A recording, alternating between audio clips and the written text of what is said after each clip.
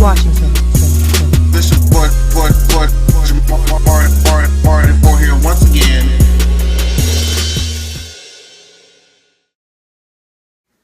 Hey, what's going on YouTube? This is your boy Jamarty4 here once again, and we are here to review episode 2 of season 7 of Rupaul's Drag Race.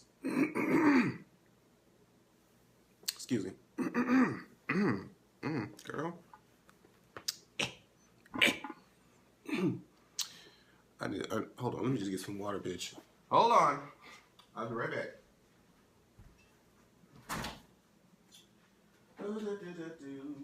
Ain't this ratchet? I should have got this at the beginning of the damn video before this shit turned this bitch on. But that's alright. We family up in here. So anyway, I don't expect this review to be long. Like, it's really difficult to assess everything with all these people every week. So I'm just going to kind of point out like some of the highlights and interesting things that went on in the episode. Firstly, as soon as they got back into the workroom from Tempest's elimination last week, they were asking about, you know, what you thought, and they were asking Candy how it was to be in the bottom 2, and she didn't like it, naturally. And, you know, they was congratulating Violet for winning the first main challenge. And, you know, they was asking her, you know, what you think about what they said. And she said that legendary line from the trailers, like, I hate Michelle Visage. Michelle Visage. Okay, I couldn't say her name right. And she was just saying that, like, you know, I just feel like what she said was wrong. And it just came off like, it just rubbed me the wrong way. And all she said was that you're giving me boy. And, I mean, I could see why she says that. And I'm just like, Violet, this is her job. Her job is to try to say things to make you better. Now, I do agree that sometimes Michelle just says things just to say things, just because she feels like it's her job as to be like the negative judge.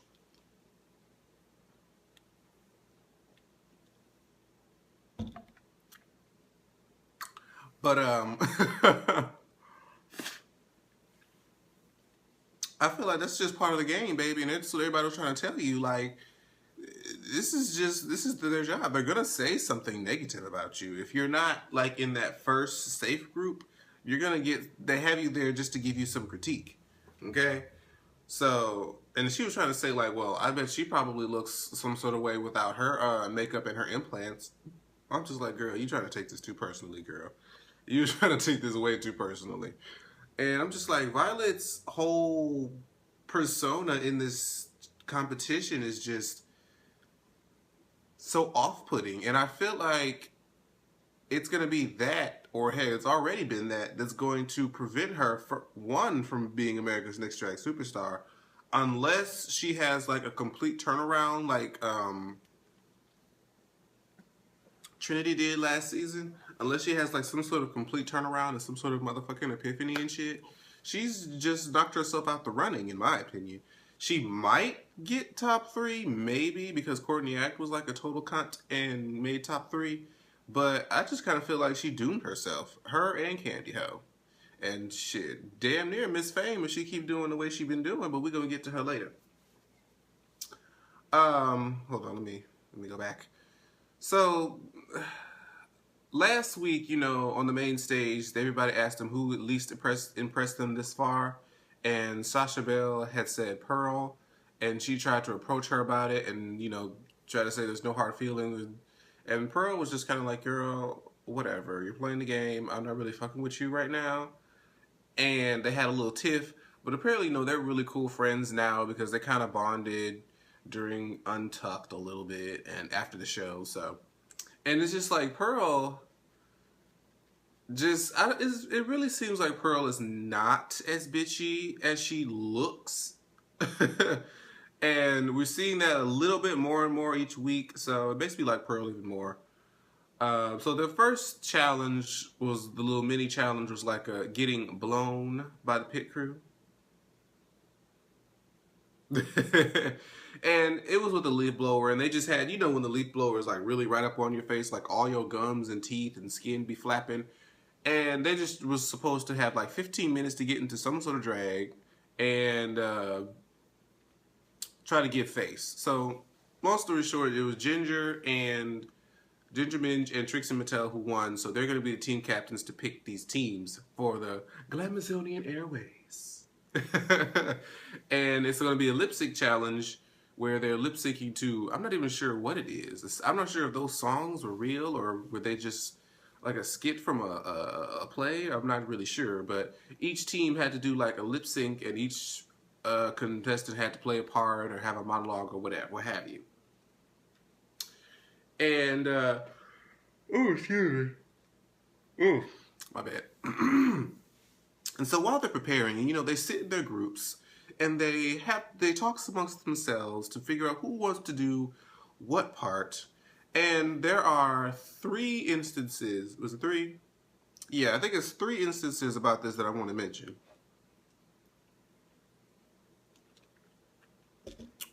First of all, I'm going to get Sasha's out the way. Sasha was in Ginger's group, I believe. Yes, Sasha was in the Ginger's group with Mrs. Kasha Davis. And Sasha had raised her hand and was like, hey, I like the scat part. Because there was a little scat diddle in there. The second team, and you're like, okay, I want to do a little scat part. I think that'd be fun. And Ginger said, no, I'm gonna give that to. Well, she basically was like, I'm gonna give that part to Mrs. Kasha Davis just because of her look. And I'm like, I don't see it. I don't understand what look she was talking about. And I felt like if. Well, I mean, there's no guarantee that it would have made, much of a difference. But when Rue came around and asked her, how were you doing at leading? And she was like, well, I want to assign parts that everybody was comfortable with. But Sasha made it clear, like, hey, I'll be most comfortable with this part. And you took it away from her just because of a look. And I didn't understand what the look was that she was trying to give. But that's neither here nor there. So Sasha didn't get the part that she wanted, and she was upset about it. Second part I want to mention is Miss Fame and her acting background. RuPaul asks you, have you had any acting background?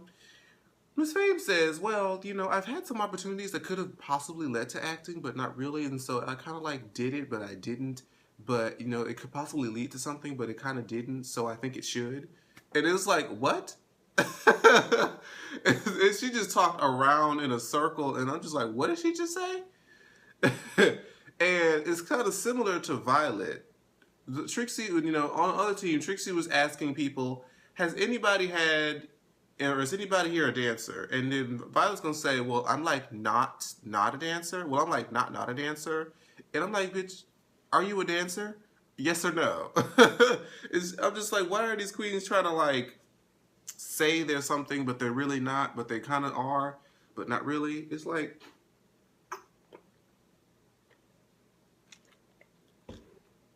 It's annoying. Moving forward, rehearsals. And the other thing I'm going to say about rehearsals is Miss Fame, sweetheart, girly girl, honey bunch of oats. She could just not get... Like, I know it's one thing not to know choreography and, get choreographed steps and be here and different movements. But, girl, all you had to do was shake your hip from side to side, up and down, side to side, up and down in a feminine way. And Miss Fame is one of the most pussiest contestants, but it wasn't working. It just was not coming through. The way she was looking was just so, I'm just like, oh, you are not making the stereotype of, the fact that Caucasians do not have rhythm. You are not giving a positive stereotype. But that really doesn't mean anything because Pearl had it. Pearl was like, boom, boom. What? And Miss Fame just could not get it. And I was actually wondering, like, is Miss Fame going to be in the bottom 2 this week? Because, when they pay, like, a really close attention and they start getting into like the background of like a lot of queens is when it's kind of like, they might be going home because they're trying to give them like their last bit on the show. And they talked about how Miss Fame was raised mostly by her grandparents. Her mom was on drugs, and I'm not sure if he mentioned her father. Well, his father, her whatever. pronouns can get substituted in this show. And he got emotional because, you know, his grandfather was murdered when he was 15, and he was like the one that was there for him his whole life growing up, and she got emotional. So that was good. And this was like the only time when Violet showed a softer side to her that was kind of, you know, humanizing, even though just a little bit of, it was just how she said it in the confessional that still sounded off. She's like, you know, Miss Family's awfully been, you know, through a lot, you know, and it's hard to go through that. It's just how she said it was still, something about it just still didn't seem genuine. I don't believe that she wasn't genuine, but I just feel like the way she said it could be taken the wrong way still. But Miss Fame, you and Trixie, let me tell you something. At least this is just me being the jealous Scorpio that I am. But if I was seeing y'all all up on each other and shit, and she just asked you, I think it was Ginger, that asked you, you know, how do you feel about your husband? You know, you like, oh, you know, I miss him dearly, but you know, I'm coping. And then there's like, they just hug up all up on Trixie, and she's just like, you know, like, bitch, what the fuck is that? If I was your husband and this shit is airing, I'm like, what's that? What's all that going on? Do you have something to tell me? But, you know, that was kind of awkward and weird. I'm just like, it's one thing, you know, kind of be like, oh, this is my bosom buddy, but no, y'all was kind of touching in a, you know. So let's get to this actual challenge. First of all, Katya. Lord, sweet baby Jesus, Katya. I love Katya. She's one of my favorite queens this season. But, girl, she had this long monologue in the beginning of the first group, and she was worried about it. But, you know, usually sometimes when queens are worried about, you know, a certain part, they usually nail it come the, you know, when it's time to nail it, when it's showtime.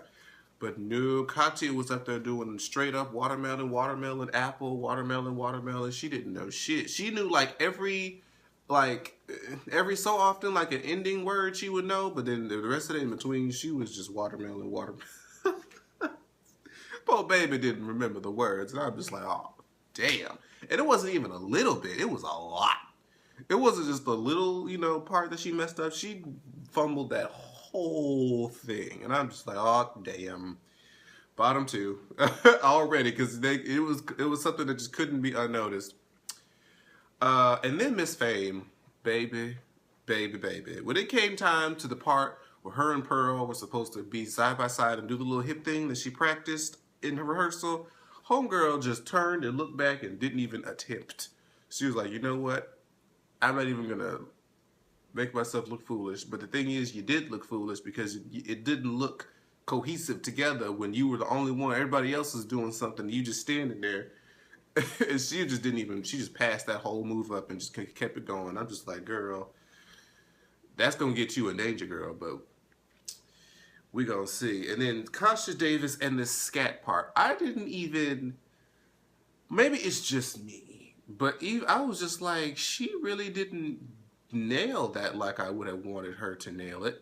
Ginger, I'm not sure if this is what the look that you were trying to give. Now, what I will say is that Kasha Davis was energetic in her part. She did give it, you know, the whole Broadway energy. So that part I did appreciate. But that scatting part, I was just like, shit, hell, maybe Sasha could have done that better for all we know.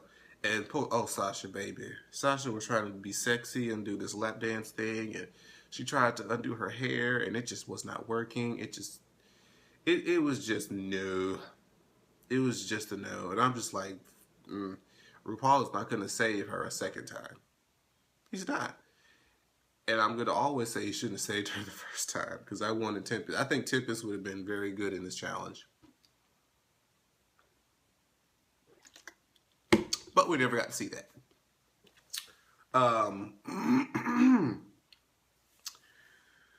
Oh, shit, where am I?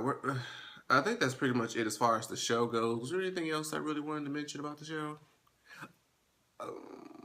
I think my favorites in the Airways thing were actually Jasmine Masters. Jasmine, Kennedy, and Miss Akasha Davis were the top 3 that I think did the best in the chat, or at least the people who I really remembered and was like really paying attention to.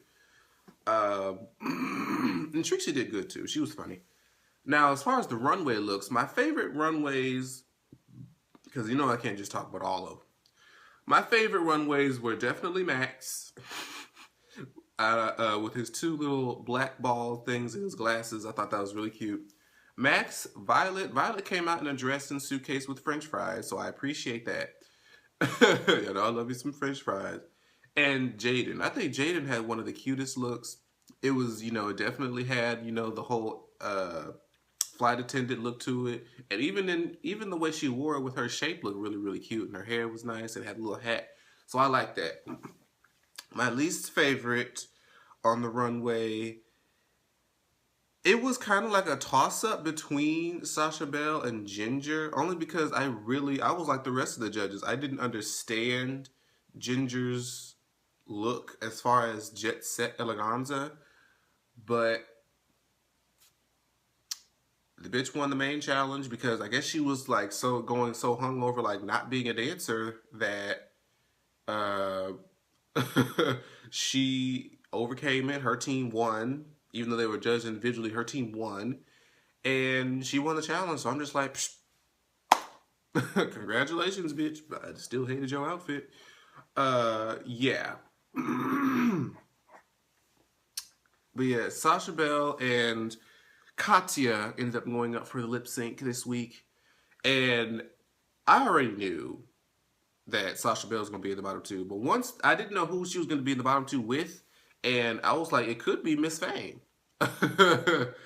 But I knew that Sasha Belle was going home this week because we've seen more runway looks from both Miss Fame and Katya.